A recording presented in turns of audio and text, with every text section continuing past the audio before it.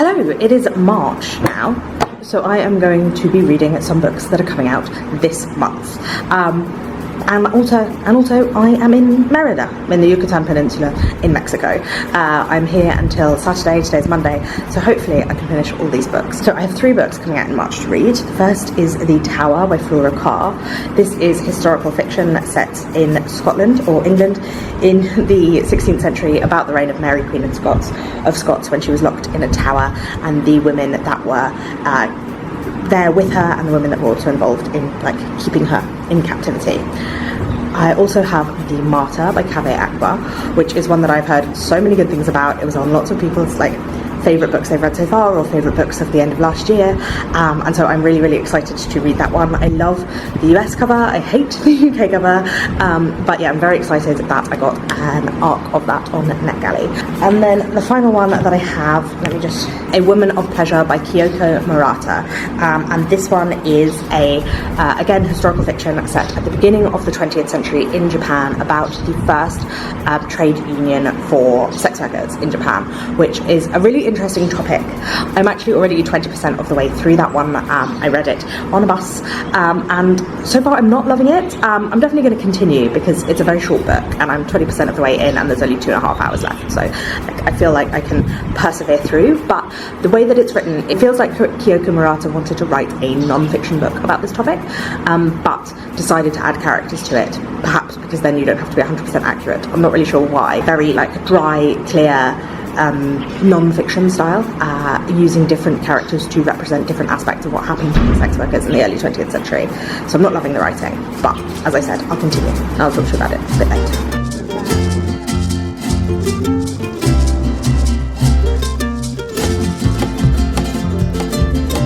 I have decided to not DNF necessarily A Woman of Pleasure, but to put it to one side and then read the other 2 and come back to it if I have time and feel like it after I finish them. It's just, like I said, the writing, it was very simplistic and felt like it wanted to be non-fiction but just had characters thrown into it, and also felt a little bit like it was written for a child, or for a child level of understanding, obviously not considering the amount of sex in it because it's about sex workers, but in terms of the way the sentences were structured, it was very basic. And of course it's hard to know when something's a translation how much of that is the original and how much of that is a translation, because translated works are always a collaboration, although only one person is actually collaborating. The other person wrote without reference to the fact it would be translated, but still it's hard to know what it is. It's a style that I have noticed with a lot of translation, particularly of East Asian works, and it's not a style that agrees with me at all. And it's not I have read East Asian works that I have enjoyed, and I have enjoyed the translation of, but there are also this collection of there's a series of East Asian works. There are some East Asian works that are written in this way without reference to style, without an attempt at style, that I find difficult, disengaging, unfun to read. Anyway, I'm also now about 20% of the way through The Tower, and I am enjoying this one a lot more. It is about Mary, Queen of Scots, in the 16th century. So she has just, her second husband Darnley was killed, and she's now married to her third husband, but he's not with her.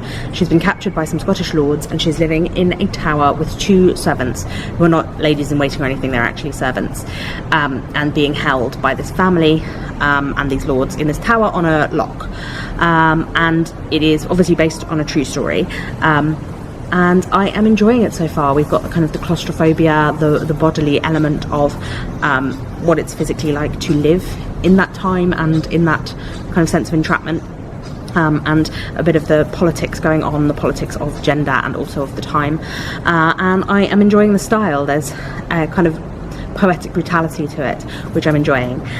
It does occasionally go a bit far with that style. It's definitely a little enamoured of its own writing sometimes, and can be a little overdone, but I am enjoying it, and it's definitely a very quick read as well. It takes no time so far to get through that first 20%. I do promise I wear other things other than my pyjamas here in Merida.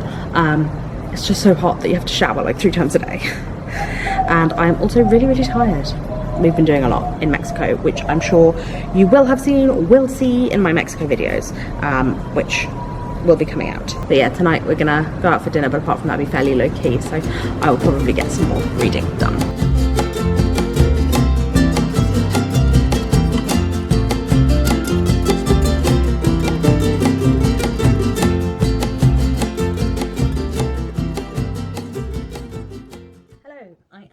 In the UK now, as you can probably tell, and still on Mexico time, so just recovering, but I have finished The Tower by Flora Carr, and I enjoyed it, but I didn't love it, which seems to be a theme. It is told in present tense, which I think seems to be quite a common thing in historical fiction. I don't know if it's the Mantel influence or if it comes from outside of that, but it kind of to add this feeling of like tension and time, urgency, and to avoid the inevitable, especially when you're dealing with characters as famous as Mary, Queen of Scots.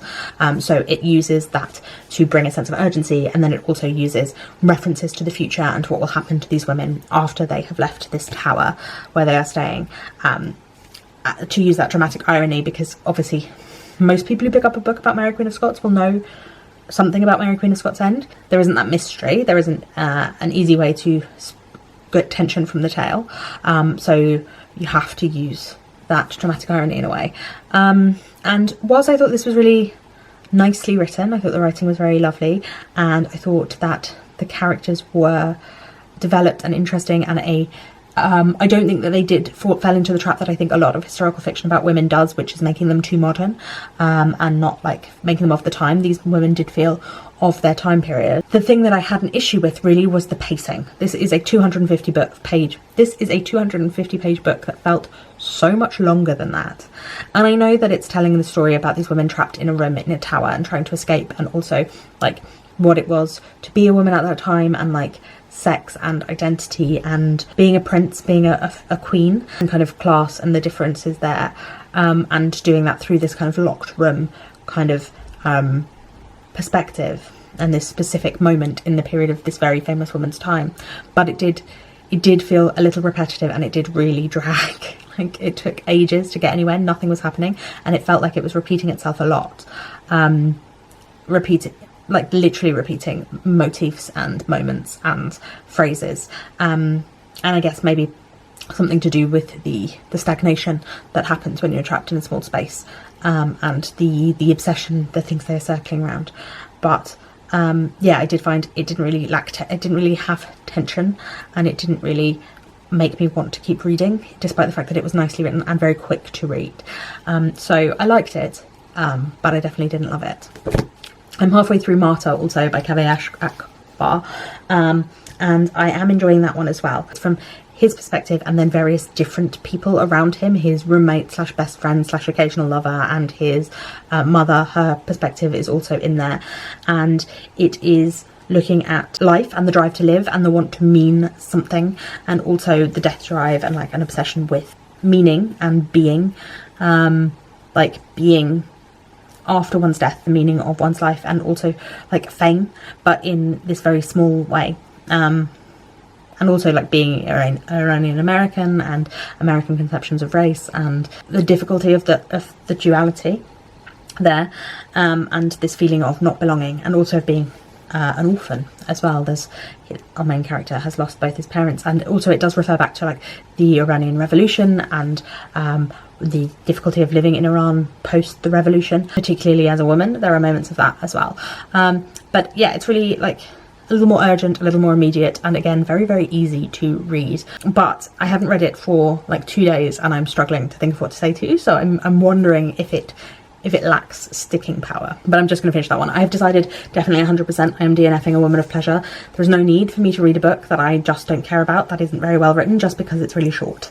So disappointed, because the subject matter is really of interest to me, but I can't make myself want to read this book that reads like non-fiction for 12-year-olds. I'm trying to be better at DNFing and not feeling like DNF guilt. I don't know if that's something that you feel, but I feel it, particularly because I want to like talk about books, so particularly for books that I'm trying to put in vlogs or whatever, I do feel strange about DNFing them, because I don't feel like I can give you a full rounded picture when I didn't finish them.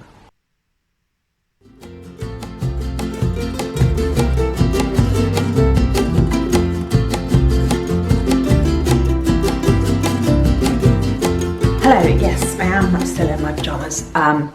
It is the first day of my period and I'm feeling rather sorry for myself. But I have finished Marta by Caveat Aquars, so I'm here to talk to you about it.